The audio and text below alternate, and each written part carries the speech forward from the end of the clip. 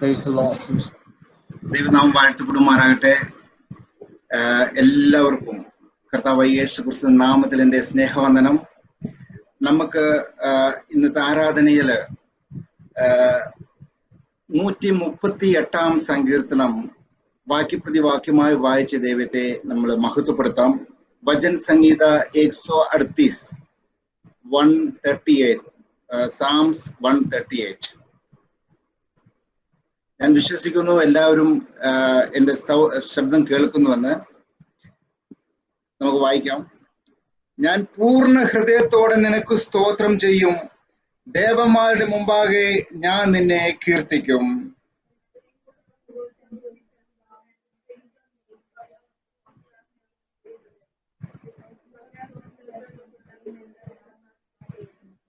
ഞാൻ വിളിച്ചപേക്ഷിച്ച നാളിൽ നീ എനിക്ക് ഉത്തരമരുളി, എന്റെ ഉള്ളിൽ ബലം നൽകി എന്നെ ധൈര്യപ്പെടുത്തിയിരിക്കുന്നു.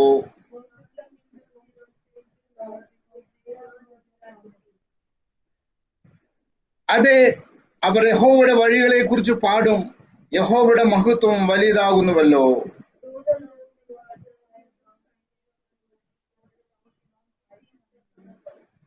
ഞാൻ കഷ്ടരുടെ നടുവിൽ നടന്നാലും നീ എന്നെ ജീവിപ്പിക്കും, എന്റെ ശത്രുക്കളുടെ ക്രോധത്തിന് നേരെ നീ കൈതീട്ടും, നിന്റെ വലം കൈ നിന്നെ രക്ഷിക്കും. അടുത്ത വാക്യം നമുക്ക് ചേർന്ന് വായിക്കാം.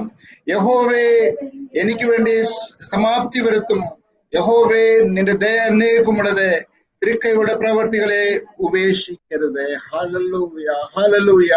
നൽകി തന്ന നല്ല ഈ സങ്കീർത്തനത്തിനായിട്ട് നമുക്ക് ദൈവത്തെ സ്തുതിക്കാം, ദൈവത്തെ മഹത്വപ്പെടുത്താം. Hallelujah, hallelujah, hallelujah. ഈ സങ്കീർത്തനോർത്ത് ബെനൻ പ്രാർത്ഥിക്കുന്നതായിരിക്കും. Hallelujah hallelujah hallelujah hallelujah. प्रेमी पिता परमेश्वर, आपको धन्यवाद करते हैं सुंदर अवसर परमेश्वर ऑनलाइन वर्शिप मीटिंग में हम सबको आपने हमें आने के लिए मदद किया परमेश्वर, धन्यवाद करते हैं। अब तक आपने सारे सेविकाओं में हमें मदद की परमेश्वर, रखने के लिए आपने हमें रखने के लिए मदद किया, उसके लिए धन्यवाद करता हूँ परमेश्वर। खासकर इस भजन संहिता को आपके हाथों में समर्पित करता हूँ परमेश्वर। परमेश्वर आप मदद करना, हम आपके वचन से ग्रहण कर पाए, आपके वचन को बोलने के लिए को मदद करे परमेश्वर, उसके लिए प्रार्थना करता हूँ परमेश्वर। सारे से आपके हाथों में समर्पित करता हूँ परमेश्वर, आपके वचन के आधार पर हम अपना जीवन व्यतीत कर पाए परमेश्वर, यही आपसे प्रार्थना है परमेश्वर। आपने हमारी प्रार्थना सुना, उसके लिए धन्यवाद। प्रभु यीशु मसीह के नाम से हम मांगते हैं, सुन और ग्रहण कर पिता, आमीन। Amen. Amen. ആമേൻ. ഹല്ലേലൂയ. Praise the Lord. Praise the Lord. കർത്താവിന്റെ വിലയേറിയ ദാസന്മാർക്കും അതുപോലെ തന്നെ Felix pastor, K V Joseph pastor, ഒരു കുടുംബം, അതുപോലെ തന്നെ എന്നെ കേൾക്കുന്ന നമ്മുടെ സഭയിലെ എല്ലാ സഹോദരി സഹോദരന്മാർ, കുഞ്ഞുങ്ങൾക്ക് എല്ലാവർക്കും കർത്താവായ യേശു ക്രിസ്തുവിന്റെ നാമത്തിൽ എൻ്റെ സ്നേഹവന്ദനം. प्रभु के नाम की स्तुति और महिमा हो। और प्रभु के दास लोगों का, पास्टर वीटी फेलिक्स का जो हमारे साथ जुड़े हुए हैं, पास्टर के वी जोसेफ और परिवार जो इस हमारे साथ जुड़े हुए हैं, और सभी कलीसिया के भाई बहनों का प्रभु यीशु मसीह के नाम से हम आपका अभिवादन करते हैं। ഒരു സൺഡേ കൂടെ ദൈവം നമ്മൾക്ക് ദാനമാണ് നൽകിയതിനാൽ ദൈവത്തെ സ്തുതിക്കുന്നു. एक और रविवार परमेश्वर ने जो हमें दान के रूप में दिया, इसलिए हम परमेश्वर को धन्यवाद देते हैं। കഴിഞ്ഞ ഒരാഴ്ചവട്ട കാലം മുഴുവനും കർത്താവ് നമ്മളെ അതിശയകരമായിട്ട് അത്ഭുതകരമായിട്ട് പരിപാലിച്ചു. पिछले दिनों परमेश्वर ने अद्भुत रीति से और आश्चर्यता के साथ हमें बचाए रखा।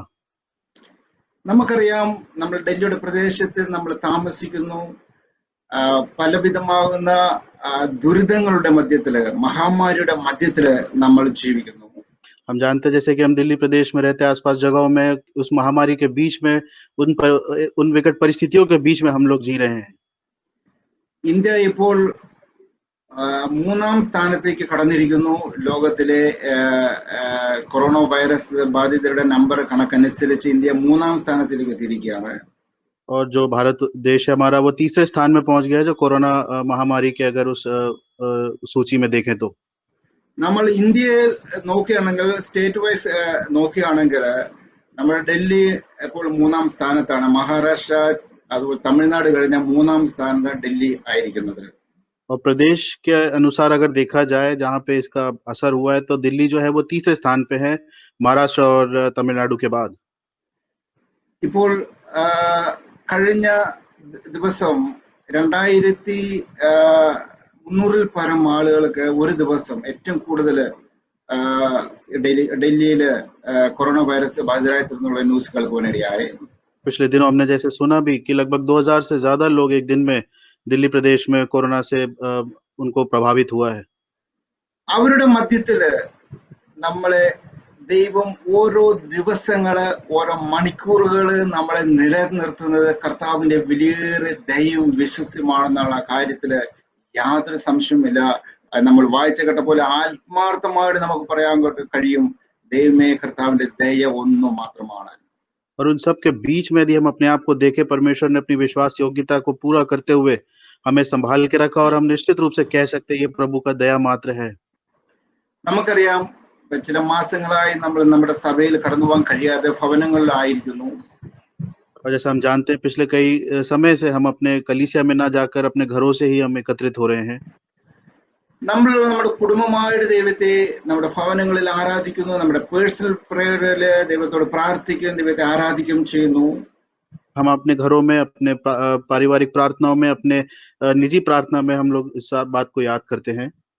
അതോടൊപ്പം തന്നെ നമുക്ക് സഭയിൽ കടന്നു പോകാൻ കഴിയുന്നില്ല എങ്കിലും നമുക്ക് ഓൺലൈനിലൂടെ നമ്മുടെ സഭയിലൂടെ നമുക്ക് എല്ലാവർക്കും കണക്റ്റ് ആയിരിക്കുവാനും ഒന്നിച്ച് ദൈവത്തെ ആരാധിക്കാനുള്ള ഒരു സാവകാശം ദൈവം നമുക്ക് ഒരുക്കി തന്ന ദൈവത്തെ സ്തുതിക്കുന്നു. और ऑनलाइन के द्वारा भले ही हम कलीसिया में इस बीमारी की वजह से नहीं जा पा रहे हैं, लेकिन ऑनलाइन से परमेश्वर ने हम सबको एकत्रित किया, कनेक्ट किया, उसके लिए भी हम परमेश्वर को धन्यवाद देते हैं.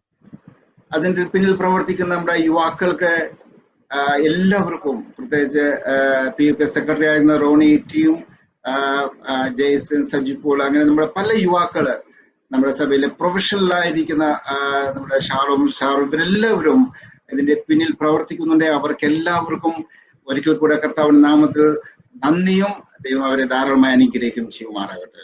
और इसको सफल बनाने के पीछे जितने भी हमारे कलीसिया के युवा PYP काउंसिल, सजी भैया, मार्शल, बेनिन और जेसन, शारोन, सभी को परमेश्वर के प्रभु उस मधुर नाम से हम आपका धन्यवाद देते हैं.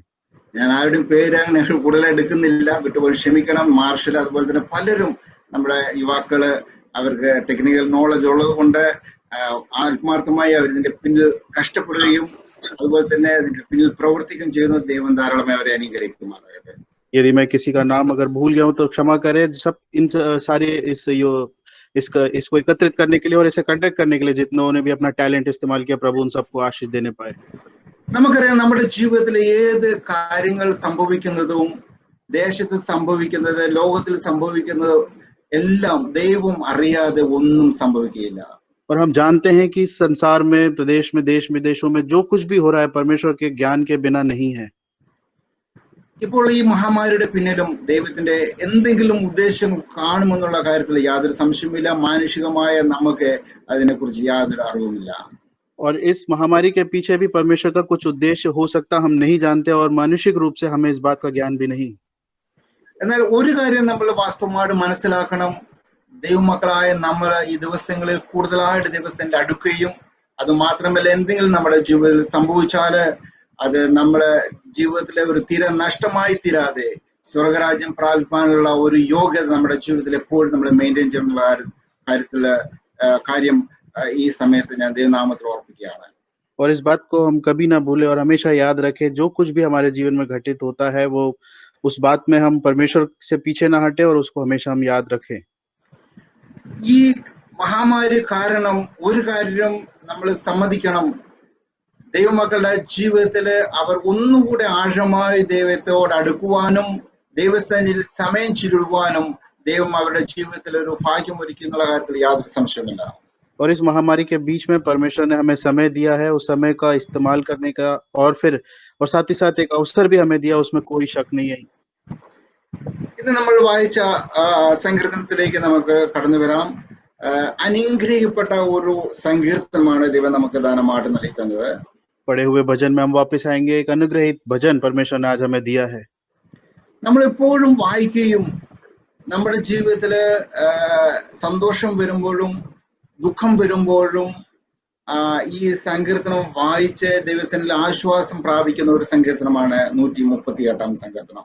भजन 138 जो है वो हमारे जीवन में जब खुशी आती है, जब हम प्रसन्न होते हैं, हमारे को आश्वासन होता है, एक भजन आश्वासन का एक भजन के रूप में हम इसे देखते हैं। പലപ്പോഴും ദേവദാസന്മാരിലൂടെ ആഴമായി ഈ വചനത്തിലൂടെ ദൈവം നമ്മളോട് സംസാരിച്ചിട്ടുണ്ട്. അതുകൊണ്ട് കൂടുതലായിട്ട് ഞാൻ സമയമെടുത്ത് പറയുവാൻ ആഗ്രഹിക്കുന്നില്ല. എന്നിരുന്നാലും ദൈവം നമ്മൾക്ക് നൽകി തന്ന വചനത്തിലൂടെ ദൈവം എന്ത് സംസാരിക്കുന്നു അത് നമ്മുടെ ജീവിതത്തിലെ ആശ്വാസത്തിനും നന്മയ്ക്കും അനുഗ്രഹത്തിനും ദൈവനാമ മഹത്വത്തിനും കാരണമായി തീരുമാറാകട്ടെ. और पहले भी कई प्रभु के दासों ने इस भजन से काफी गहराई से हमें बताया है, इसलिए अधिक समय इसमें मैं व्यतीत नहीं करूंगा, लेकिन कुछ बातों को परमेश्वर के उन बातों को इस भजन से मैं आपके सामने रखना चाहता हूँ। നമ്മൾ സങ്കീർത്തനം വായിക്കുന്നത് മലയാളത്തിൽ നമ്മൾ പ്രബോധനം എന്ന് പറയുന്നു. हम जब भजन पढ़ते हैं उसे मलयालम में प्रोत्साहन का एक वचन कहते हैं.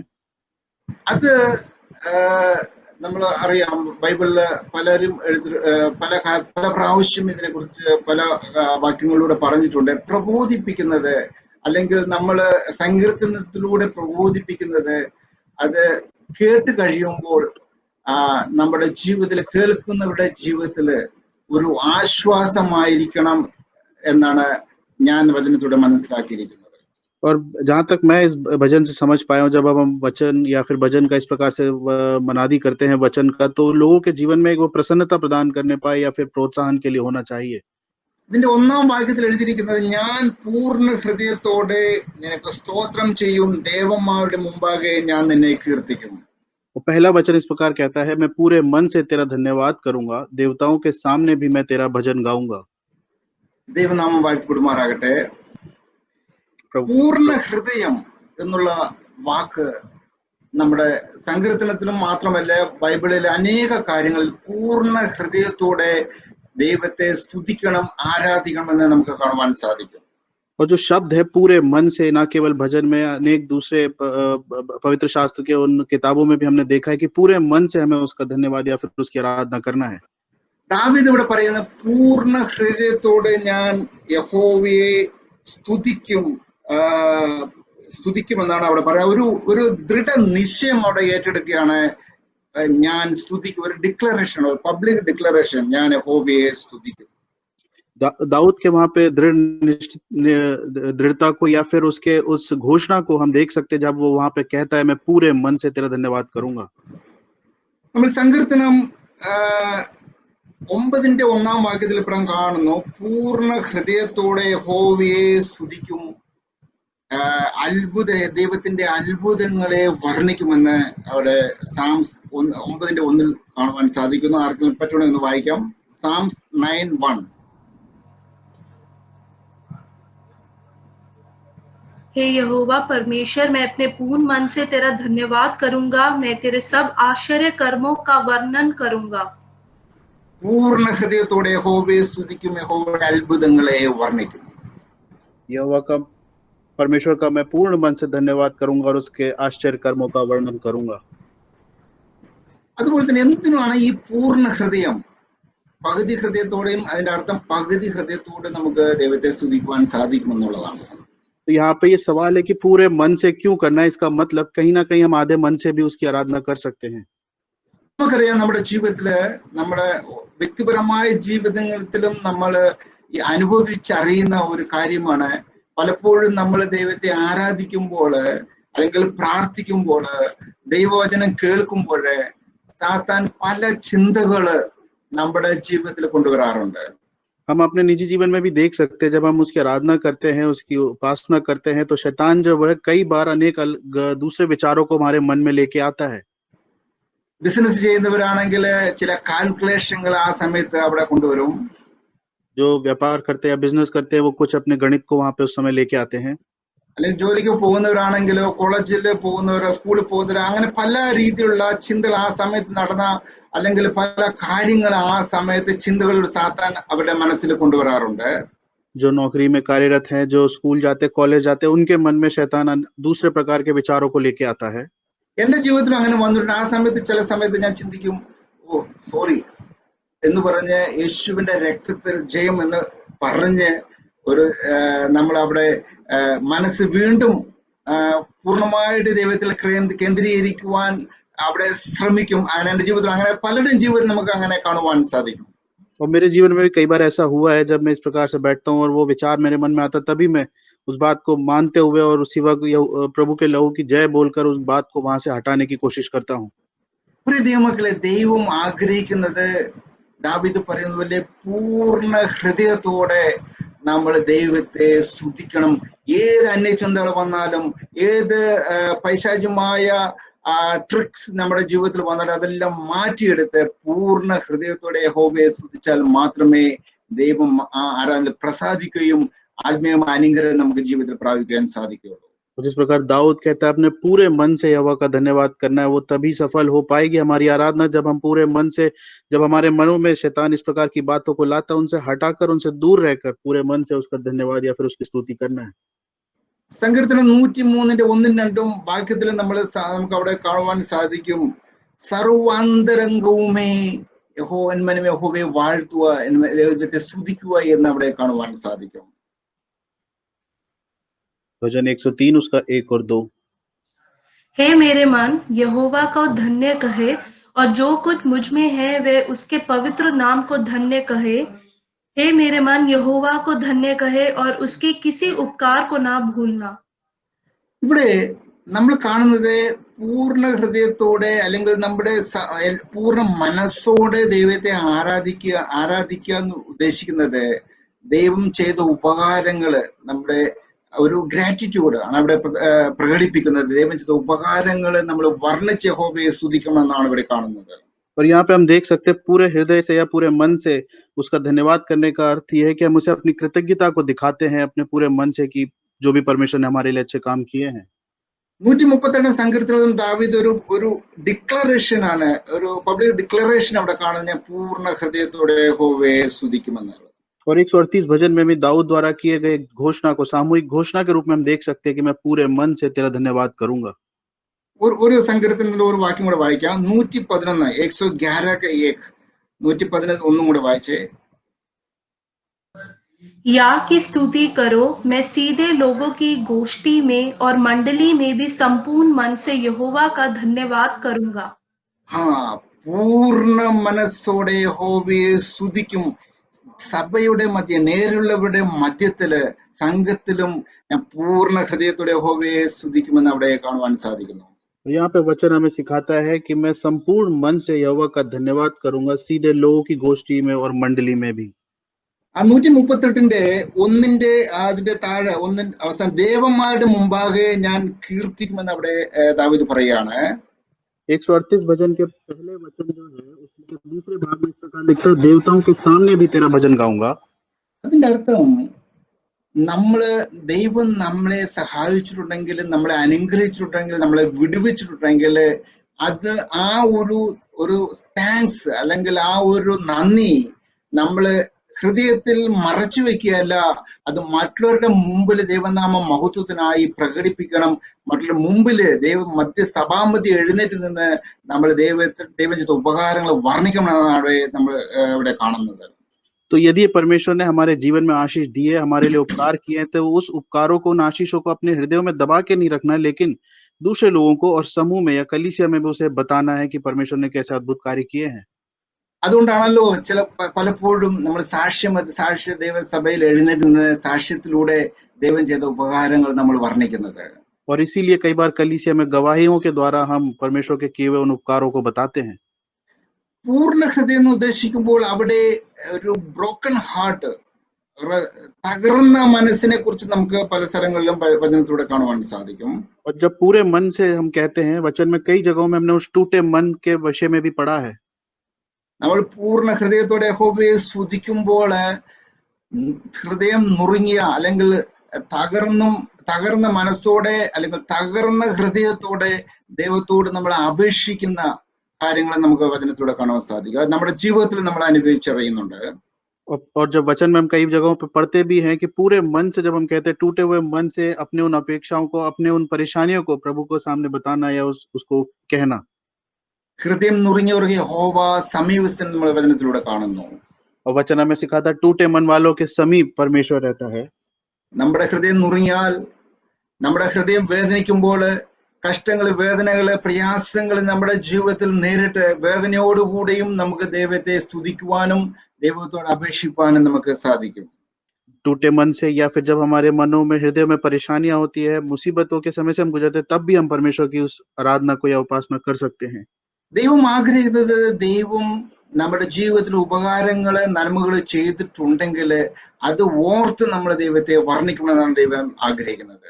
और परमेश्वर भी हमसे चाहता है कि परमेश्वर ने यदि हमारे जीवन में कोई उपकार किए हैं तो उसे याद करते हुए उस बात को बताना या फिर प्रार्थना करना. നമുക്കറിയാം, മാനുഷ്യമായി ചിന്തിച്ചാലും ഏതെങ്കിലും ഒരു വ്യക്തി നമ്മളെ ആത്മാർത്ഥമായി സഹായിച്ചാൽ, അല്ലെങ്കിൽ നമ്മളൊരു വീട് നശിക്കുവാൻ പോയിക്കൊണ്ടിരിക്കുന്ന സമയത്ത് നമ്മളെ കൈപിടിച്ച് നമ്മളെ വലിച്ചെടുത്താൽ, നാശത്തിൽ ആരെങ്കിലും നമ്മളെ വലിച്ചെടുത്താല് ആ വ്യക്തിയോട് നമ്മൾ താങ്ക്സ് പറയാതിരുന്നാല് അത് ഏറ്റവും വലിയൊരു നന്ദി കടാവും എന്നുള്ളത് നമുക്ക് മാനുഷ്യമായി ചിന്തിച്ചാൽ മനസ്സിലാക്കുവാൻ സാധിക്കും. और मानसिक रूप से अगर हम सोचें कि यदि कोई व्यक्ति गिर रहा है या फिर यदि हम ही गिर रहे हो कहीं पे और कोई हमारा हाथ पकड़ के खींचता है, उसे हम धन्यवाद दिए बगैर जाते हैं, तो उसमें कितनी दुख होता है या फिर कितनी वेदना होती है. മനുഷ്യരോട് നമ്മളിങ്ങനെ നന്ദിയുള്ളവരാണെങ്കിൽ നമ്മുടെ ദൈവത്തോട് നമ്മൾ ഓരോ നിമിഷങ്ങളിൽ ജീവിക്കുന്നത് ദൈവത്തിന്റെ കരുണ, ദൈവത്തിന്റെ കൃപ, അതുപോലെ തന്നെ നാശിൽ നമ്മളെ വീണ്ടെടുത്ത നമ്മുടെ കർത്താവിനെ എത്രമാത്രം സ്തുതിച്ചാലും മതി വരികയില്ല. यदि मनुष्य होकर आपस में हम इतने विश्वास योग्य रह सकते हैं, तो फिर परमेश्वर के किए हुए उपकारों को हम कितना भी वर्णन करें, कितना भी लोगों को बताएं, वो काफी नहीं. അത് 2-ാം വാക്യത്തിൽ കാണുന്നു, ഞാൻ നിന്റെ വിശുദ്ധ മന്ദിരത്തെ നോക്കി നമസ്കരിച്ച് നിന്റെ ദയയും വിശ്വസ നിമിത്തം തിരുനാമത്തിന് സ്തോത്രം ചെയ്യും. അവിടെ 2-ാം വാക്യത്തിൽ കാണുന്നു, मैं तेरे पवित्र मंदिर की ओर दंडवत करूंगा और तेरी करुणा और सच्चाई के कारण तेरे नाम का धन्यवाद करूंगा, क्योंकि तूने अपने वचन को अपने बड़े नाम से अधिक महत्व दिया है. ഇവിടെ നമ്മൾ കാണുന്നു കർത്താവിന്റെ നമ്മുടെ ദൈവത്തിന്റെ ദയയും വിശ്വസ്തയും കുറിച്ച് നമുക്ക് ഇവിടെ കാണുവാൻ സാധിക്കുന്നു. परमेश्वर के उस दया, उसके विश्वास योग्यता के बारे में हम यहाँ पे देख सकते हैं. പ്രിയ ദൈവമക്കളെ, നമ്മുടെ കർത്താവിന്റെ ദയയും കരുണയും വിശ്വസ്തയും ഇല്ലായിരുന്നുവെങ്കിൽ ഒരു നിമിഷം പോലും നമ്മൾ ഈ ലോകത്ത് ജീവിക്കാൻ നമുക്ക് കഴിയില്ല. यदि परमेश्वर की वो दया, वो उसकी वो करुणा अगर हमारे जीवन में नहीं होती, तो एक पल भी हम इस संसार में जी नहीं पाते. വിശുദ്ധ മന്ദിരത്തിലേക്ക് നോക്കി നമ്മൾ ദൈവത്തെ സ്തുതിക്കുക എന്ന് ഉദ്ദേശിക്കുന്ന നമ്മുടെ കോൺസെൻട്രേഷൻ, നമ്മുടെ കംപ്ലീറ്റ് ഫുൾ ഡയറക്ഷൻ, നമ്മുടെ മനസ്സ് നമ്മുടെ യേശുവിൽ കേന്ദ്രീകരിച്ച് നമ്മുടെ ദൈവത്തെ ആരാധിക്കണം, സ്തുതിക്കണം എന്നുള്ളതാണ്. और पवित्र मंदिर की ओर दंडवत करने के विषय में इस प्रकार से लिखा गया कि हमारे पूर्ण हृदय से अपने पूरा हमारा जो सोच विचार सब कुछ उसकी ओर केंद्रित करते हुए उसकी आराधना करना है. സമയം പോകുന്നതുകൊണ്ട് ഞാൻ കൂടുതലായിട്ട് എക്സ്പ്ലെയിൻ ചെയ്യാൻ ആഗ്രഹിക്കുന്നത് 3-ാം വാക്യം, ഞാൻ വിളിച്ചപേക്ഷിച്ച നാളിൽ നീ എനിക്ക് ഉത്തരം അരുളി എന്റെ ഉള്ളിൽ ബലം നൽകി എന്നെ ധൈര്യപ്പെടുത്തിയിരിക്കുന്നു. जिस दिन मैंने पुकारा उसी दिन तूने मेरी सुन ली और मुझ में बल देकर मुझे हियाव बंधाया. പ്രിയ മക്കളെ, ഇവിടെ നമ്മൾ എന്തിനു സ്തുതിക്കണം, അതിന്റെ ഒരു റീസൺ ആണ് ഇവിടെ കൊടുത്തിരിക്കുന്നത്. और यहाँ पे हम देख सकते हैं कि हमें उसकी आराधना क्यों करनी, उसे क्यों पुकारना, उसका एक कारण बताया गया है. ഒരു ദൈവ പൈതൽ പോലും ഇങ്ങനെ പറയാൻ സാധിക്കില്ല, ഞാൻ ദൈവത്തോട് അപേക്ഷിച്ചു ഉത്തരം അറിയില്ല. ചില കാര്യങ്ങൾ ചിലപ്പോൾ ദൈവത്തിന് ഹിതമല്ലായിരിക്കാം, അല്ലെങ്കിൽ നോർമലായിട്ടുള്ള എല്ലാ കാര്യങ്ങളിലും നമ്മൾ ഏത് കാര്യം നമ്മുടെ യേശുവിനോട് നമ്മുടെ ദൈവത്തോട് അപേക്ഷിച്ചിട്ടുണ്ടോ ആ കാര്യങ്ങളെല്ലാം ദൈവം നമുക്ക് ഉത്തരം തന്നിട്ടുണ്ട്.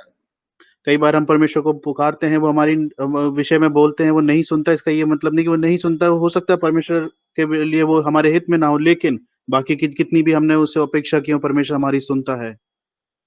നമ്മുടെ ജീവിതത്തിൽ ദൈവം ഉപകാരം ചെയ്തിട്ടുണ്ടോ, നമ്മുടെ പ്രാർത്ഥന ദൈവം കേട്ടിട്ടുണ്ടോ, നമ്മുടെ അപേക്ഷ ദൈവം കേട്ടിട്ടുണ്ടോ, അതെല്ലാം ഓർത്ത് നമ്മൾ ഏത് അവസ്ഥയിലായിരുന്നാലും, നമ്മൾ ഡ്യൂട്ടിയിലായിരുന്നാലും, നമ്മൾ കോളേജിലായിരുന്നാലും, സ്കൂളിലായിരുന്നാലും, വീട്ടിലായിരുന്നാലും, ഏത് അവസ്ഥയിലായിരുന്നാലും ദൈവം കഴിഞ്ഞ കാലങ്ങളിൽ നമ്മുടെ ജീവിതത്തിൽ ചെയ്ത ഉപകാരങ്ങൾ ഓർത്ത് നമ്മൾ ദൈവത്തെ സ്തുതിക്കണം. यदि हमारे परमेश्वर ने हमारी प्रार्थनाओं को सुना है, हमारी अपेक्षाओं पे कान लगाया है, तो जहाँ कहीं भी हम रहते, चाहे हमारे कार्य क्षेत्र में हो, स्कूल कॉलेज, जहाँ कहीं पे भी हो, हर एक पल हमें उस बात को धन्यवाद देते रहना है. അതിന്റെ 6-ാം വാക്യത്തിൽ എഴുതിയിരിക്കുന്ന, യഹോവ ഉന്നതനെങ്കിലും താഴ്മയുള്ളവനെ കടാക്ഷിക്കുന്നു, ഗർഭിയോ അവൻ ദൂരത്ത് നിന്ന് അറിയുന്നു. यद्यपि यहोवा महान है तो भी वह नम्र मनुष्य की ओर दृष्टि करता है, परंतु अहंकारी को दूर ही से पहचानता है. പ്രിയ ദൈവമക്കളെ, നമ്മുടെ ജീവിതത്തിൽ നമുക്ക് താഴ്മ ഉണ്ടെങ്കിൽ മാത്രമേ ദൈവം നമ്മെ ഉയർത്തുകയുള്ളൂ. एक बात और यहाँ पे कि यदि हमारे जीवन में वो नम्रता है तभी परमेश्वर हमें आशीष देगा। നമ്മുടേതായിട്ടുള്ള കഴിവിലും സാമർഥ്യത്തിലും മിടുക്കിലും അതുപോലെ തന്നെ ചിലപ്പോൾ നമുക്ക് ചില സമയങ്ങളിൽ ഉയരുവാൻ സാധിക്കും. എന്നാൽ നമ്മളെ തന്നെ താഴ്ത്തി നമ്രതയോടെ, അല്ലെങ്കിൽ നമ്മൾ ദൈവമാണ് നമ്മളെ നിലനിർത്തിയത്, എന്തെങ്കിലും ഉണ്ടെങ്കിൽ അത് ദൈവം തന്നതാണ് എന്നുള്ള ആ ഒരു താഴ്മ മനോഭാവത്തോടു കൂടെ നമ്മളെ തന്നെത്താൻ താഴ്ത്തി മറ്റുള്ളവരുടെ മുമ്പിലും ദൈവത്തിന് മുമ്പിലും നമ്മൾ തന്നെത്താൻ താഴ്ത്തുകയാണെങ്കിൽ ദൈവം നമ്മെ ഉയർത്തും. हो सकता है अपने बल से, अपनी योग्यता से कई बार हम कई ऊंचे स्थानों में पहुंच सकते हो, लेकिन हर जगह पे हमेशा परमेश्वर के सम्मुख नम्रता के साथ हमें रहना है, तभी परमेश्वर हमें आशीष देगा। നമ്മുടേതായിട്ടുള്ള കഴിവുകൾ നമ്മൾ ഉയർന്നിട്ടുണ്ടെങ്കിൽ അത് താൽക്കാലികമാണ്, എപ്പോൾ വേണമെങ്കിലും നമ്മൾ വീഴാം. എന്നാൽ ദൈവം നമ്മളെ ഉയർത്തിട്ടുണ്ടെങ്കിൽ ആ ഉയർച്ച ദൈവം നമ്മളെ എപ്പോഴും താങ്ങി നിർത്തി നമ്മൾ ഒരിക്കലും മറ്റുള്ളവരുടെ മുമ്പിൽ അധപ്പതിക്കുകയില്ല. हो सकता है यदि हम अपने बल, अपनी योग्यता से ऊंचे स्थान में पहुंचे, वो फिर कुछ देर मात्र का रह जाएगा, लेकिन यदि परमेश्वर ने हमें ऊंचे स्थान में पहुंचाया है, वो हमेशा हमेशा तक स्थिर रखता है। നമ്മൾ വചനത്തിൽ കാണുന്നു, ദൈവത്തിന് വേണ്ടി നമ്മൾ എന്തെങ്കിലും കൊടുത്തിട്ടുണ്ടെങ്കിൽ ഇങ്ങനെ നമ്മൾ പറഞ്ഞ് പല ദൈവ മക്കളും പറഞ്ഞിട്ടുണ്ട്, ദൈവം ഞങ്ങൾക്ക് എന്തെങ്കിലും തന്നു, അതിൽ നിന്ന് ദൈവത്തിന് എന്തെങ്കിലും കൊടുത്തു. और कई बार हमने देखा भी और सुना भी है, कई बार जब परमेश्वर ने हमें दिया उसमें से कुछ हमने परमेश्वर को दिया भी है वापस। പലപ്പോഴും നമുക്ക് കാണുവാൻ സാധിക്കും ദൈവസന്നിധിയിലും നല്ല ഒരു എമൗണ്ടോ അല്ലെങ്കിൽ നല്ല ഒരു വാല്യൂ ആയിട്ടുള്ള എന്തെങ്കിലും ദൈവനാമത്തിന് കൊടുത്തിട്ട് അവരുടെ ആ മഹിമയിൽ അഹങ്കരിക്കുന്നതായിട്ട് നമുക്ക് കാണുവാൻ സാധിക്കും പലരെയും. और कई बार हम कई लोगों को ऐसे देखते भी हैं जो अपने उस परमेश्वर के दिए हुए उस भाग में से कुछ एक अच्छा भाग परमेश्वर को दे के उस बारे में बताते भी हैं या फिर उसकी घोषणा भी करते हैं। പക്ഷെ വാസ്തവത്തിൽ എന്താണ്, നമുക്ക് എന്തെങ്കിലും ദൈവം തന്നിട്ടുണ്ടെങ്കിൽ ആ തന്നതിൽ നിന്നാണ് ദൈവത്തിന് ആ മനോഭാവത്തോടുകൂടെ നമ്മൾ ദൈവത്തിന് കൊടുക്കുകയാണെങ്കിൽ അത് നമ്മുടെ ജീവിതത്തിലെ ഏറ്റവും അനുഗ്രഹത്തിന് കാരണമായി തീരും.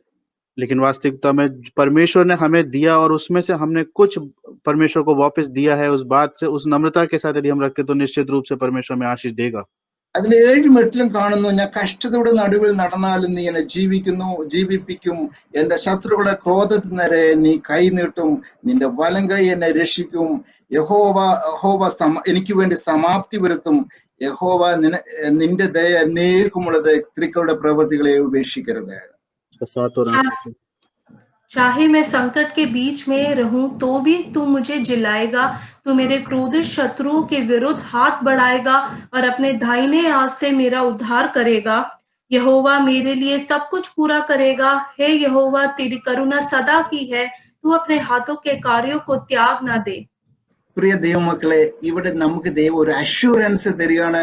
നമ്മൾ പൂർണ്ണ ഹൃദയത്തോടെ ദൈവത്തെ സ്തുതിക്കുകയാണെങ്കിൽ, ആരാധിക്കുകയാണെങ്കിൽ ദൈവം നമ്മളെ എങ്ങനെ നിലനിർത്തും. കഷ്ടതയുടെ നടുവിൽ നടന്നാലും ഏത് പ്രതികൂലാവസ്ഥ നമ്മുടെ ജീവിതത്തിൽ വന്നാലും അവരുടെ മധ്യത്തിൽ ദൈവം നമ്മളെ താങ്ങും നിലനിർത്തും എന്നുള്ള ഒരു പ്രോമിസ് ദൈവത്തിന്റെ പ്രോമിസ് നമുക്ക് ഇവിടെ കാണുവാൻ സാധിക്കുന്നു.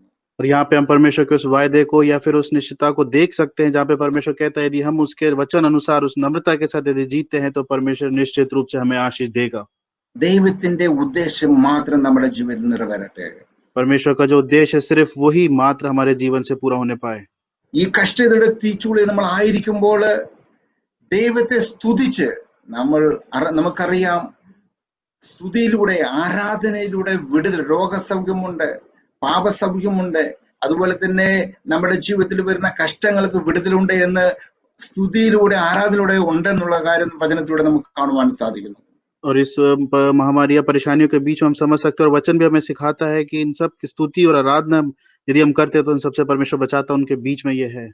നമ്മളെ പ്രാർത്ഥനയിലൂടെ ദൈവം ചെയ്ത ഉപകാരങ്ങൾ ഓർത്ത് മറ്റുള്ളവർക്ക് വേണ്ടി പ്രാർത്ഥിച്ച് കരഞ്ഞ്, അതുപോലെ തന്നെ ദൈവത്തിന് ചെയ്ത ഉപകാരങ്ങൾ നമ്മൾ ദൈവത്തെ ഓർത്ത് മറ്റുള്ളവരുടെ മുമ്പിൽ ദൈവത്തെ ഉയർത്തി നമ്മളെ തന്നെ താഴ്മയുള്ളവരായി ജീവിപ്പാൻ നമ്മളെ തന്നെ സമർപ്പിക്കുക. ഈ വചനങ്ങളോട് ദൈവം നമ്മെ അനുഗ്രഹിക്കുമാറാകട്ടെ.